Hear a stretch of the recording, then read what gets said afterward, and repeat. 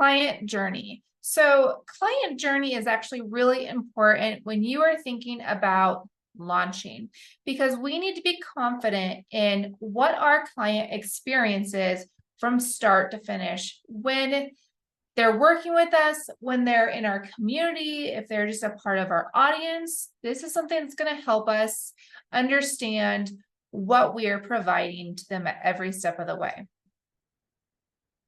So we have our customer journey here. We attract, we educate, we build that relationship. They go through a consideration phase, and then ideally they are going to purchase. So in the attraction phase, we really want to consider, how are we making people aware of our business?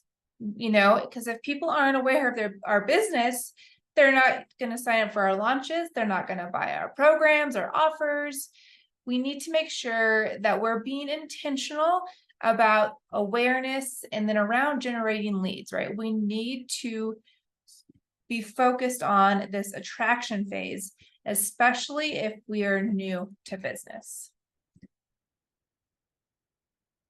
And then the education phase. So your ideal client is now ready to learn more about you. They want to see why you're an expert in the field. Why should they learn from you about whatever it is that you are teaching or providing? They want to understand what your values are or what your character is like. It's going to be different for every single ideal client, but you get the picture. They want to get to know you at this stage. And then at this stage, the potential client will start to build a relationship with you and continue to engage and watch your content. You need to make sure that you're consistent with your content and you're providing value. And you can use your stories to warm up your audience before launching. And it's vital you show up as the expert and build authority before we get to that launch, right? When I work with one-on-one clients of mine, I'm coaching them through a launch. Sometimes we have to stick in the audience engagement piece for a little bit longer than we want to, because we really need to make sure that we built some of these relationships and that our audience is, they don't have to be a hot audience, but at least they're, getting closer to being a little bit warmer. Because your entire audience doesn't have to be warm, right? We're going to have segments of our audience that are cold, segments that are warm, segments that are hot. But we really need to focus on that audience engagement before we launch.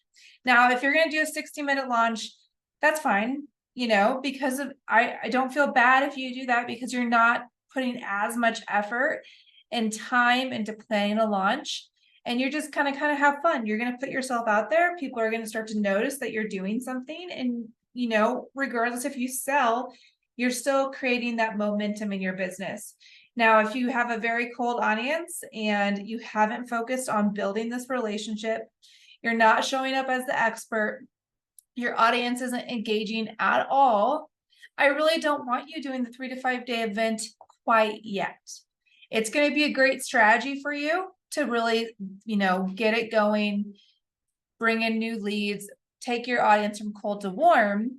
But it's a lot of work to do that before we at least kind of focus on some of that engagement. And then once you have launched or, done a training or, taught your audience something, the potential client will consider whether to purchase from you based on your content, based on what you have taught them. If they feel like they get it, you're speaking exactly to what they need, right? So we want to make sure that we're sharing results, we're sharing stories, and we're educating our audience on why they need whatever it is that we are providing. And one thing here is, and I mentioned this before, when we're launching, having that early bird offer or that 72-hour bonus can really help with this consideration phase. Now, after someone has purchased, I want you to consider how you can retain them, and what does this process look like? So what happens when someone signs up for your program, your course? Do they get a welcome email? Do they get a direct outreach from you? Do they understand how to log into any kind of portal that they have access to? Do they know when calls are? Do they know how to communicate with you? What happens if they have an issue? Do they know how to talk to you about that? Have you created boundaries around where you will communicate with clients, where you won't communicate with clients? Is it already set up where everything that you have promised that they're going to get, they will get? Or is it a live cohort? And if so, do they know when that starts and how to participate in it, or if they have to join a private Facebook group? I want you to go through all these questions because, like I said, we want to retain them. And it's so much easier to retain a current client than it is to continually find new clients. And we want to make sure our clients are happy, because if we promise something as business owners, we really need to make sure that we are delivering on those promises. And, yes, the online industry is a large industry, but we want to uphold that reputation, right? We want to be an ethical business owner and make sure that we're not just making promises to try to make money. And a lot of times with my clients, I talk to them about having that Ritz-Carlton experience, right? We want to create an experience for our clients that goes above and beyond what they were expecting, right? So if you promise XYZ, I personally believe you should add ABC to that, right? Like just add a little bit more, but then making sure that whatever it is that you said you're going to do, that you do that.